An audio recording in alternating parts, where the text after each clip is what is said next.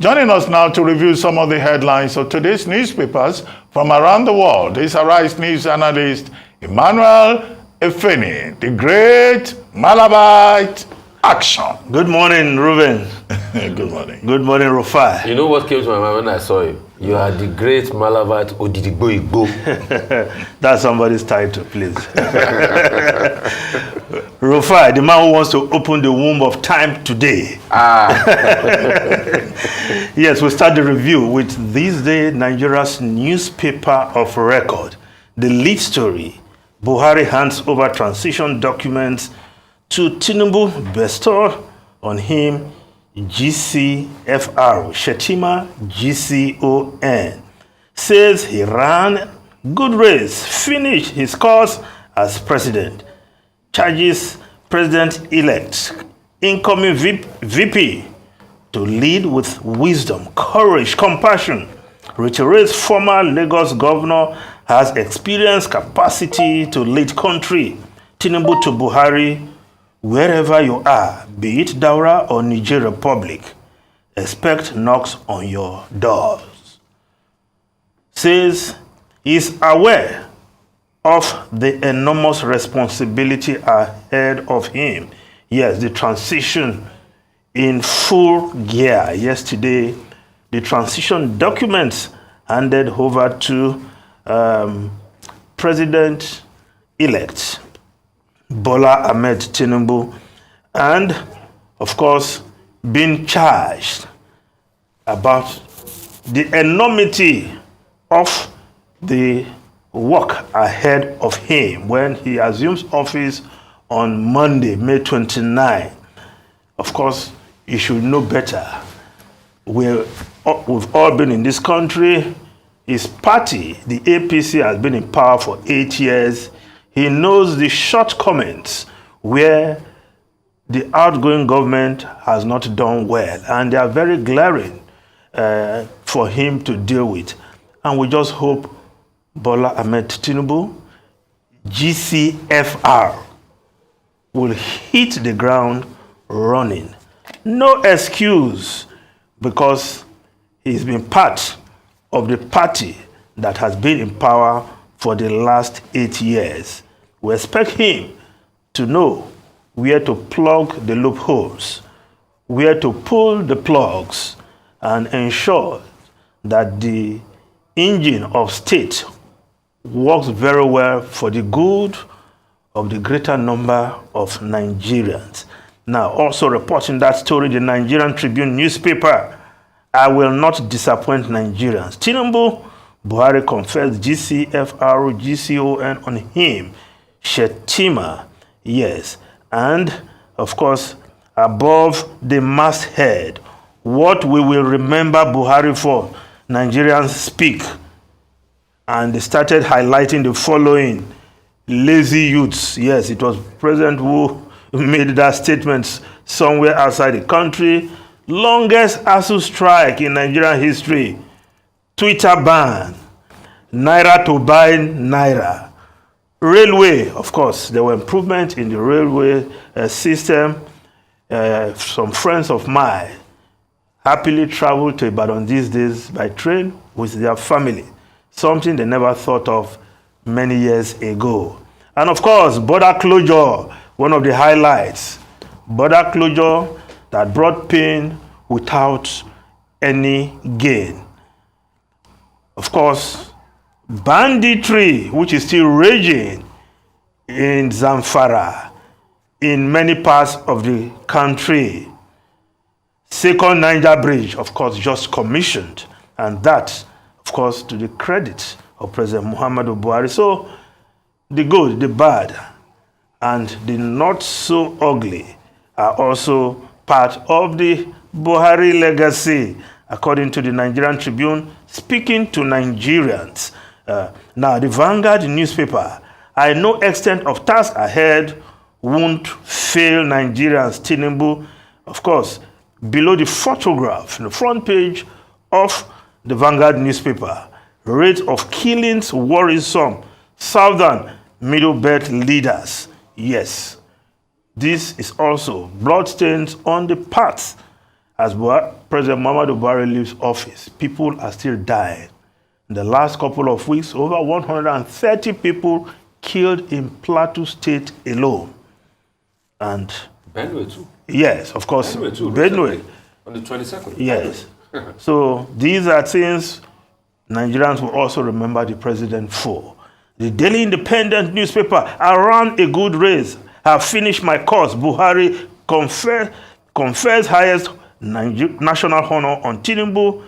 Shetima, President-elect, vows not to disappoint Nigerians. Buhari, yes. I think this has become a familiar phrase now. I ran a good race. I finished my course. Buhari, somebody who has some pastoral touch, making input into that speech. Because that, clearly, the statement made by the Apostle Paul when he finished his course, one of the erudite apostles in the Holy Scriptures. I ran a good race. I have finished my course. So yes, President Buhari can say that. And of course, the womb of history will be open in the fullness of time. Though the likes of Rufai Oseni wants to open that book right now. Now, the Business Day newspaper, debt outstrips education, health per citizen under Buhari. Yes, 8 years after he came into office, President Muhammadu Buhari is leaving Nigerians with a debt burden per head that outstrips the combined spending on education and health. Official data compiled by Business Day shows that Nigerian debt burden per citizen has grown astronomically. Yes, these are part of the Buhari legacy. The good, the bad, and the not so ugly are part of the mix. The Guardian newspaper, yes, 8 years after, vanity of rich talent.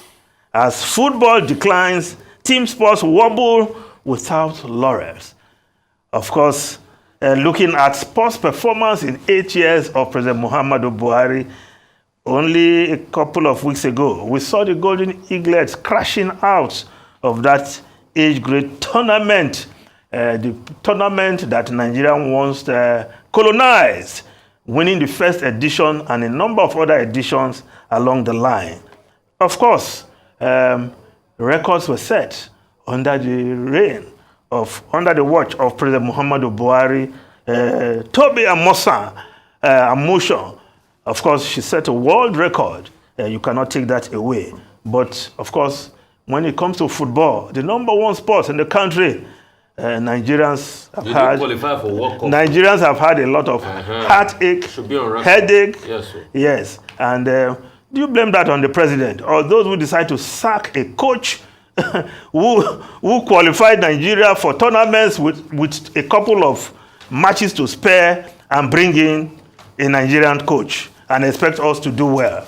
Well, is the president. The buck stops at the table. He will take the plaudits. He will take the criticisms, the burden and the benefits of being in office as president of Nigeria for the past 8 years. Now, the foreign newspapers quickly, the Guardian newspaper revealed Breverman planned to deport 3,000 asylum seekers each month. Of course, the government is preparing to kick out thousands, most of whom will be found to be refugees. And of course, Rishi Sunak has come under the fire with the rising number of immigrants, illegal immigrants in the UK. Something Breverman, in a bill which she's putting forward, seeks to deal with by deporting as many as 3,000 asylum seekers every month. Now, the Washington Post newspaper, Trump workers move boxes a day before FBI visit. 2 of Donald Trump's employees move boxes of papers a day before the early June visit by the FBI. Of course, FBI agents and prosecutors are coming to the Florida home of Donald Trump to retrieve classified documents in response to a court subpoena. Of course, the timing that investigators have come to view was suspicious. Of course, alleging that there is attempt at obstruction by Donald Trump. Trump and his aides also allegedly carried out a dress rehearsal for moving secret papers before his office received the subpoena. Yes, the Washington Post is reporting there. But the other story in the Washington Post, Biden and GOP appear closer to deal on debt. Of course, 2-year plan takes shape that will raise the ceiling to include spending limits. Of course, as always, the Republicans and the Democrats, they will always argue about this debt ceiling with the threat of government shutdown. But just on the nick of time, they always strike a deal, and something in the works already for that. I think it's always a game of political tennis for them, ping pong across board. Definitely they were going to. But it also tested the bipartisan appeal of President Joe Biden, which has always started himself as a bipartisan champion, owing to the fact that he was one of the youngest people when he got to the House of Senate back in the days. I think it was just 29 in the 70s, and he made public story. But after he now lost his wife and everything happened. So finally, they were able to raise the debt ceiling to 31 trillion. It just shows that the debt in America keeps mounting. I remember many years ago when the bone of contention was raising the debt ceiling to 20 trillion. Now it's 21 trillion. For an economy that, when you look at the size of the economy of America, it's about 20 trillion. It speaks volumes about the American system of debt.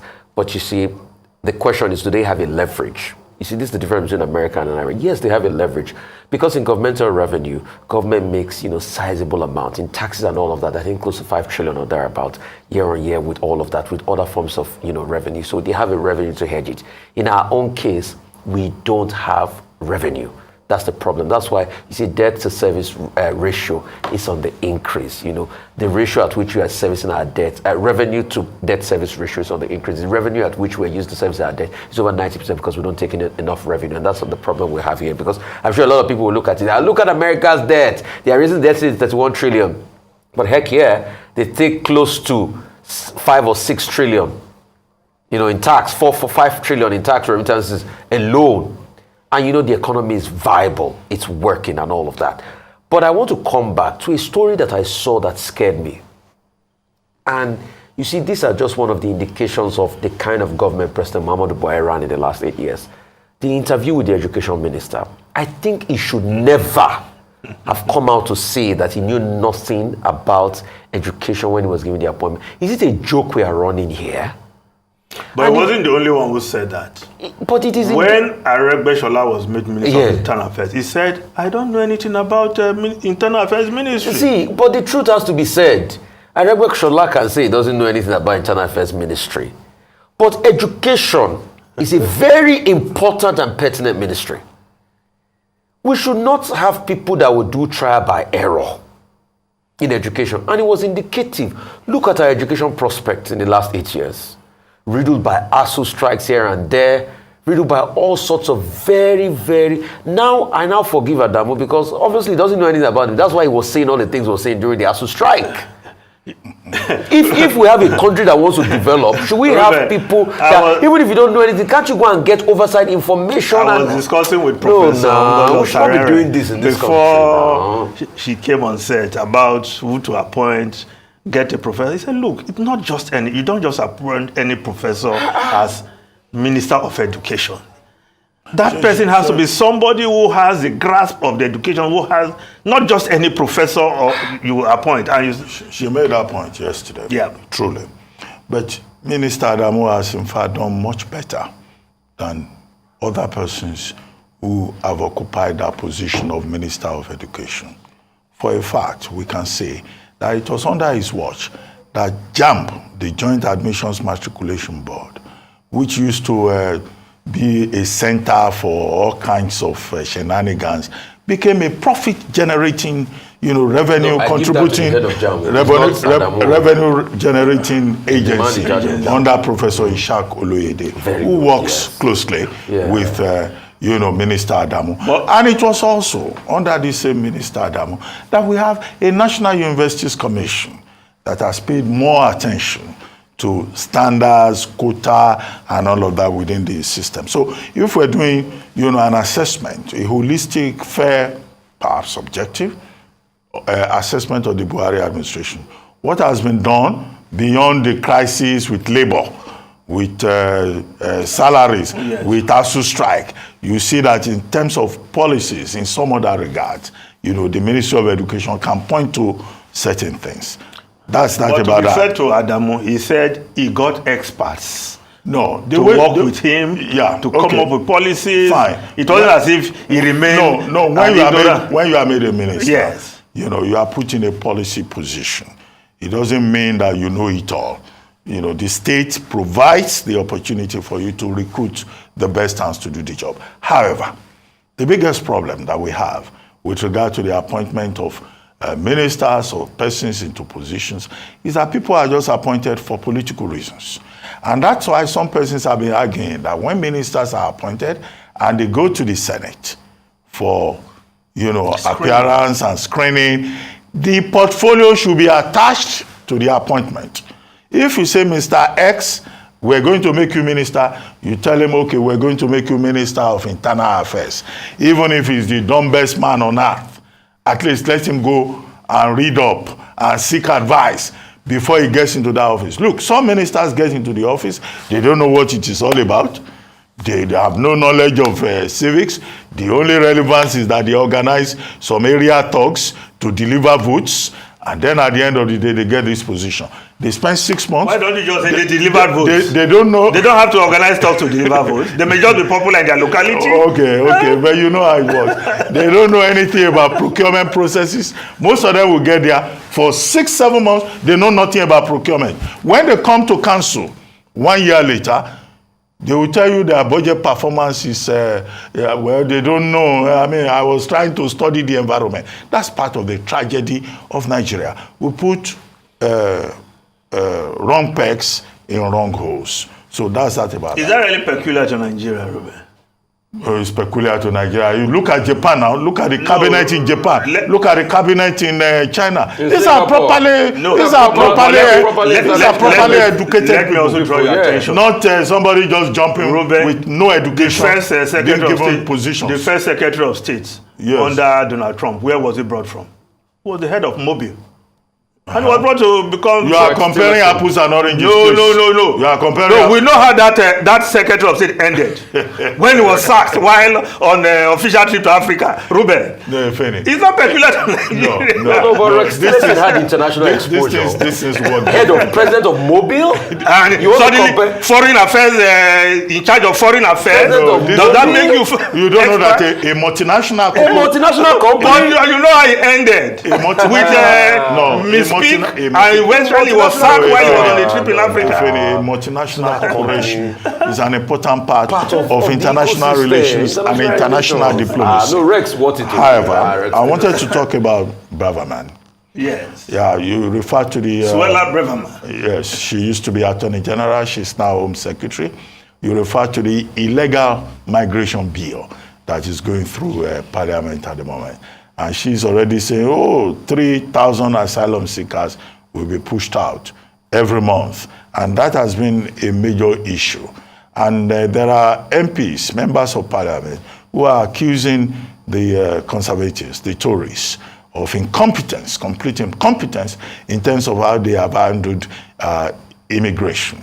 But the truth of the matter is that even when they quote the figures, that in 2022, we had an increase up to 606,000,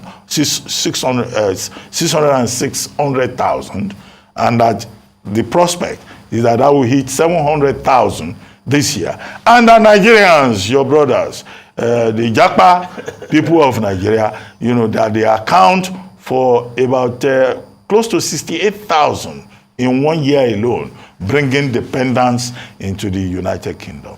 They fail to overlook the fact that there is a labor shortage crisis, not just in the UK, but also across Europe.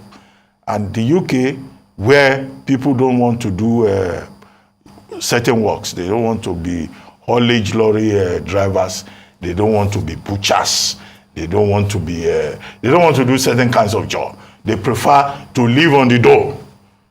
Okay? So earlier on, we discussed this matter with Mr. Wilson. He was saying, yes, immigration is chaotic.